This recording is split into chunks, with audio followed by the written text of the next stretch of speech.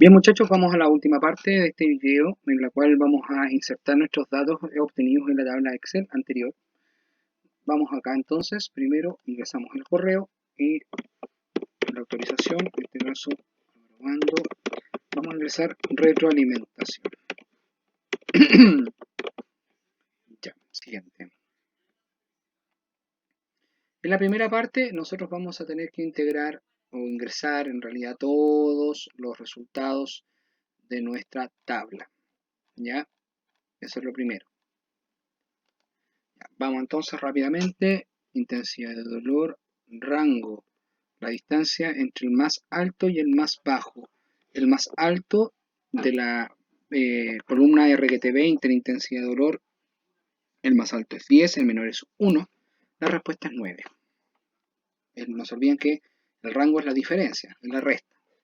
En los días de hospitalización RGT20, la persona más alta 21, la más baja tuvo 8, la diferencia serían 13. Intensidad de dolor, rango, grupo, control. Vamos a ver nuestra tabla, o su cuaderno en este caso. La persona que tuvo la mayor intensidad fue 9. La persona que tuvo menor intensidad fue 3. Por lo tanto, a 9 le restamos 3, nos quedan 6. Lo mismo hacemos en la tabla de hospitalización. La persona que tuvo más días hospitalizada fue 19, la menor es 8. Y la resta nos da 11. Intensidad de dolor, vamos con el promedio, RGT20, intensidad de dolor, promedio 6.13. Y recuerden ingresar los números decimales con punto. Hospitalización, promedio RGT20, hospitalización RGT20, 12,8. 12.8. Deberíamos tener una diferencia solamente de carácter decimal, muchachos, entre mis resultados y los suyos. Ya si hay alguna diferencia, les pido por favor revisen sus cálculos. ¿Ya? Y en el caso de que no hayan coincidido, ocupen la tablilla Excel que les avisé en el video anterior que les iba a subir. Así que en esa pueden corroborar si sus datos están bien calculados o no. Ya, intensidad de dolor promedio grupo control, intensidad de dolor promedio grupo control 5.53.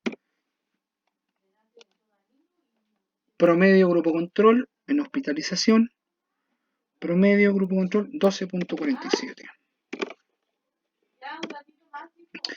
Desviación media, RGT20, intensidad, desviación media 2.28. Desviación media, RGT20, desviación media, RGT20, 2.85. Desviación media, intensidad de dolor, desviación media 1.78. Desviación media, grupo control en hospitalización 2.63. Intensidad de dolor es varianza, intensidad de dolor RGT20, no, RGT20 sí, está bien. 7.58. Seguimos. Hospitalización, varianza 12.96. Intensidad de dolor, varianza, grupo control 4.25.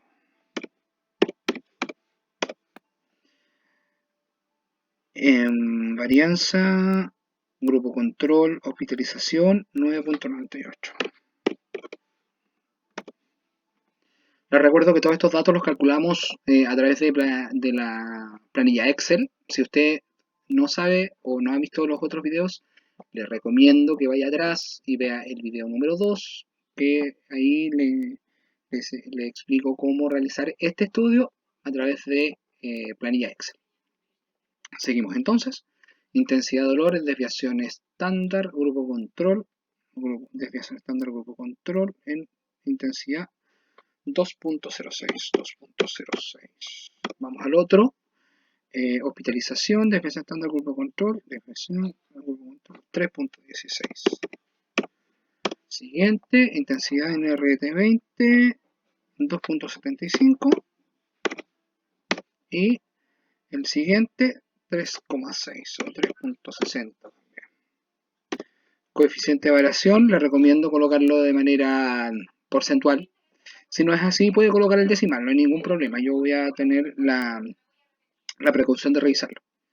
Así que coeficiente de variación, RGT20, intensidad de dolor, 44,9 en este caso, de manera porcentual. Coeficiente de variación RGT20, 28. 28%.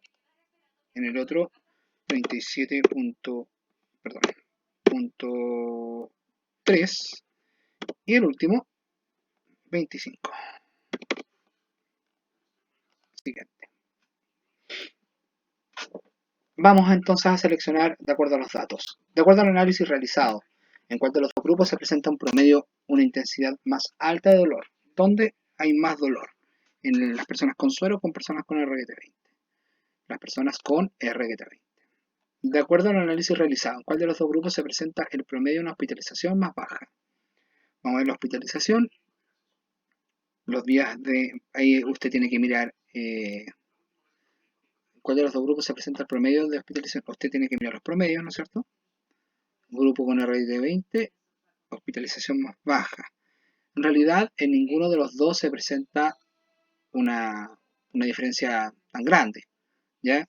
Estamos hablando de 12,8 y el otro 12,47. Si lo llevamos a días, eso serían 0.33 días. Eso es 6 horas aproximadamente.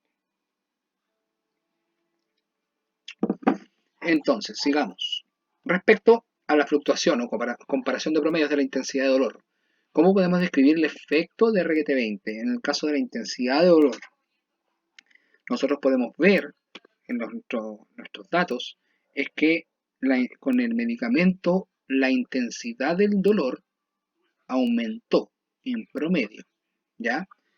De manera relevante. Los promedios tenemos una diferencia del 10%, ¿cierto? Entonces evidencia un efecto en el aumento de la intensidad de dolor. Respecto a la variación, comparación de la desviación estándar y rango de la intensidad de dolor, ¿cómo podría describirlo? Vamos a ver a la variación. En la variación tenemos que el fármaco en realidad lo que hizo fue aumentar, en la desviación aumentó la dispersión en vez de disminuir. Es decir, los datos eran más distintos unos de otros. Antes eran mucho más compactos y ahora los que estaban más altos se aumentaron, los que estaban más pequeños, los más disminuyeron más, entonces la brecha creció. Vamos acá. Respecto a la fluctuación o comparación de promedios de los días de hospitalización, ¿cómo podemos describir el efecto? Vamos a los días de hospitalización con respecto a los promedios. No evidencia un efecto relevante, ¿no es cierto? Porque los días de hospitalización son exactamente iguales en promedio. Respecto a la variación de desviación y desviación estándar y rango de los días de hospitalización, ¿cómo podría describir el efecto? Desviación estándar, vemos nuevamente que la desviación aumentó los días, es decir, se descontrola el fármaco, ¿ya? Entonces el fármaco aumenta la variación de los días de hospitalización, por lo que vuelve inestable el sistema, corriendo el riesgo de colapsar. Entonces, de acuerdo al análisis realizado, ¿usted daría el pase o no daría el pase para este medicamento? Yo en este caso tengo que decir que no. No se puede autorizar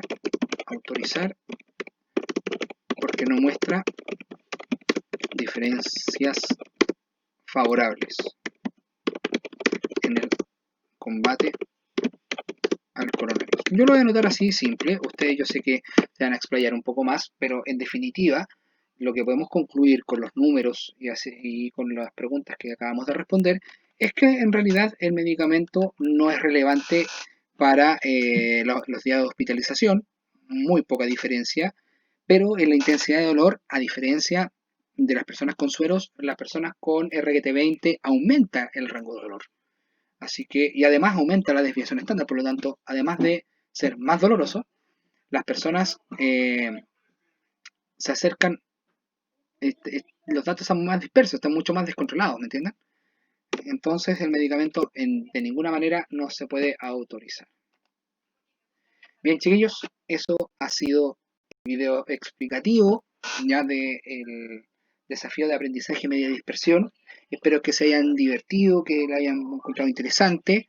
Y nos vemos en una siguiente cápsula de aprendizaje de retroalimentación. Ahí nos escuchamos entonces. Un gran abrazo. Chao, chao.